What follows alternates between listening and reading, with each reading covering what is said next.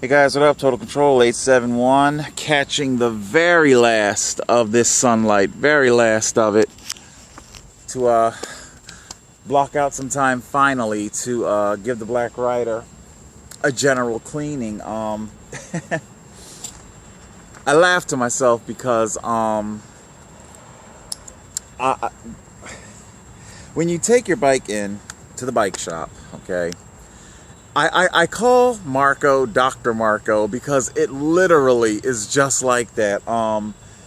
It never ceases to amaze me how not just Marko, Cody, Mitch, all of them, as soon as you bring your bike in, there really is no lying to them whatsoever. Today I have frantically done what I could to clean up the chain drive. When I take the bike in to have work done, I try to get it as clean as I most possibly can. That being said, you know, I got my rim, especially my new rim, and I don't know if you guys can see the hub or not. You know, I did my best to polish up our hub, clean our rim, you know, get our wheel looking decent. Basically, it is the equivalent of when you finally have to go to the dentist and you're like brushing like crazy, flossing like crazy because you don't want to be embarrassed when you get there. You know, you're like trying to do like a year's worth of flossing, you know, overnight before you go to the dentist. But they're really, just like you can't lie to your dentist, you know, you're just wasting your breath lying to the dentist. You're wasting your breath lying to your bike mechanic. You really can't do it. They know everything. You know, believe it or not, there's even been some cases of bike mechanics referring their customers to a urologist because of their saddle. They can look at your saddle and they can tell, you know, exactly where you're riding on it and what kind of issues you may be having. That being said, it's just a referral. You know, they don't do medical exams or nothing like that. But I got the Blackrider finally. I didn't want to waste too much product. You know, I got my my wash product and all of this jazz. You know, yes, I will take my trash with me. I didn't want to waste too much product on the actual chain itself or the cassette or the big ring, you know, because that's all going to be, it's going to be a whole new chain drive. I think the only thing I'm going to be keeping will be the derailleur. And so yeah, a whole new chain drive, and we're going to see whatever else might, we'll see what happens next after the chain drive. Of course, we need our front wheel. I don't know if you can see or not, but show you real fast. Wow, it's actually kind of ironic that you know what, hold on a second. Sorry, just wanted the big ass fucking cargo jet to hurry up and go overhead. Anyway, it's ironic because I'm right here next to our permafrost snow, and this shit is exactly what causes all of this oxidization. It's like oxidizing, and you know, all of this shit that happens to our wheels, you know, we cyclists, it happens to us too. It's not just you drivers, you know, so we got to do that. The brake caliper, all that stuff's got to get cleaned off. So we're going to get the brakes clean, new chain drive, and yeah, you know, blocking off the time to do it is just so difficult. I do battle depression. For you guys, I do my best to put on a brave face. I know you guys don't all want a steady diet of woe is me, doom and gloom. So I do my best, but unfortunately, when the cameras stop rolling, you know, I have to deal with very real psychological trauma. Anyway, so yes, unfortunately, I'm still stuck on my studded tires. You know, I need new tires, and I don't have the $100 for new tires, so I'm just piecemealing this thing. Like I say, thank God I got enough for the new chain drive. And that was piecemeal. You know, you had to make deposits on that until you finally accrue enough. So I don't want you guys out there thinking that I just simply saunter la-di-da into the bike shop and say, I'll have some of that and some of that. Yeah, no, it's not how it is at all. You know, I gotta prioritize, you know, and as we saw from the bike crash, the chain drive has become incredibly dangerous. Let me see if I can show you guys here. Let's see, because I know I'm losing my light. Just check out how those teeth are nothing. Just nothing. Let me see, there's one part I think I wanted to show you. See if I can find it. Whoops, sorry. There it is. This tooth, it's broken. There's actually quite a few of them that the tips are just broken off. So this is how and why the chain just slips off of the ring so very easy.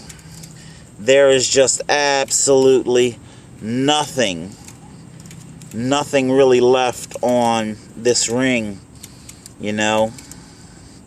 And if it weren't for my buddy at the cycling shop who gifted me this rear derailleur, it's a basic, but it performed very well. Actually, I don't even know what type it is to even tell you. It just came on, it was stock. It came on his bike stock, and he wanted a better one. But this, you know, thank God, you know, he saved me, man. He, without that cassette, without that emergency backup cassette, I would have been screwed. And thank God, because I bought the chain whip and the adjustable wrench and all that. So it was money well spent, well invested. I am slowly but surely learning how to work on my own bicycle so that I don't have to go and rely on Dr. Marko quite so much, you know. But who am I kidding? I'm always going to have a relationship with that bike shop, man. I fucking love that bike shop. Man, it is just awesome. Mitch, Cody, all of them. They just, you know, Scott, they're just so very, you know, adept at what they do. And like I say, as soon as you come in, you know, oh my God, it's like Marko, you know, it's like before he even steps out from, hold on, but you want to see it? There.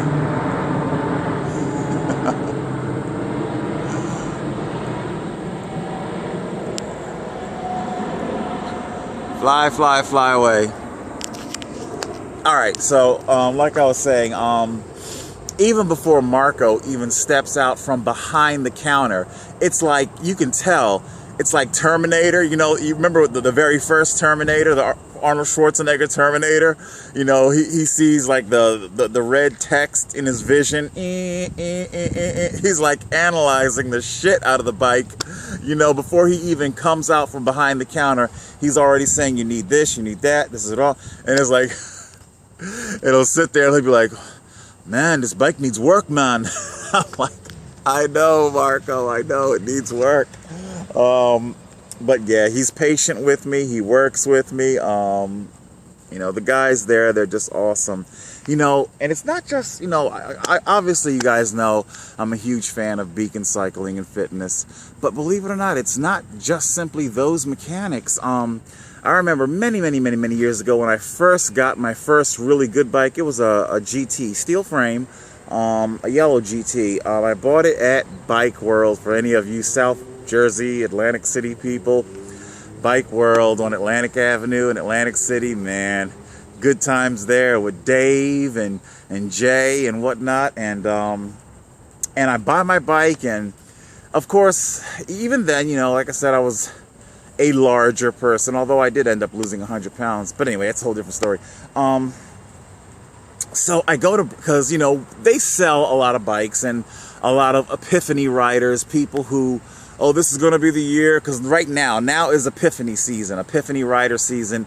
They're having their epiphanies. They're going to bike shops, whether it's Walmart or a bike shop or whatever. They buy the bikes. I'm going to do it. This is going to be the year. This is going to be the summer. I'm finally going to do it. They have their epiphanies, you know, and like I said before, you know, a couple of weeks, sometimes a couple of months, and next thing you know, it's in the garage, in the basement, never to be seen or touched again.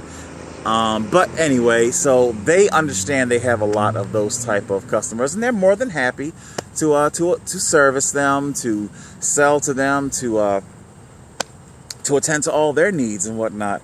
And so they don't really know, you know, what it is that you're going to be doing with the bike. And you can sit there and talk all kinds of shit saying, oh man, yeah, man, I rode from here to there to da and whatnot. But because, you know, back then we didn't have cameras and things like that, or YouTube. But I remember one particular day, I bring the bike in, the yellow GT, and because I was a bigger guy, Jay like flags Dave, and I was like, yo, Dave, come check this out, man. And they're checking out the chain drive, and they can see where the type of road grime, the marsh grass that is way out there toward Ocean City and whatnot. It was kind of, you know, shocking that, you know, that is what lets them know, you know, if you're actually riding the bike, because you can talk all kinds of shit that you want, but it just surprised me. It's like, oh man, you're out there next to Ocean City. I was like, how did you know I was at Ocean City? Literally straight out of a CSI, you know, soil sampling, if you will. Dude could tell you exactly where you've been riding. That's just how learned, that's just how skilled these bike mechanics are, man. They can tell you everything about your riding. So anyway, there you go. Got the bike all cleaned up. Sun's going bye-bye. Sun's going bye-bye. And yeah, I have to get the I bring the trailer when I have to clean the bike, because I got to get my cleaning stuff. I got to bring my stool, because I damn sure can't stand that damn long. And yeah, so there you go. That's it. Blackrider, she shined up. I'm going to take her into the shop tomorrow, so... Oh my God.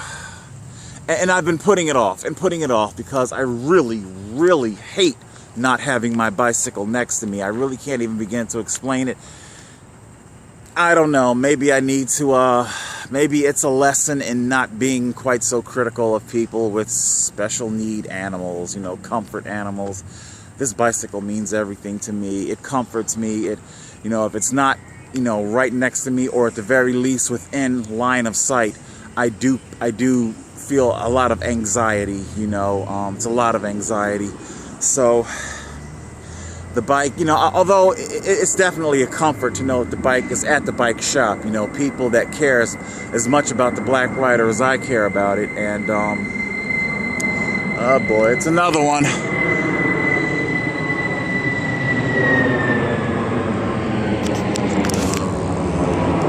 Where are you at?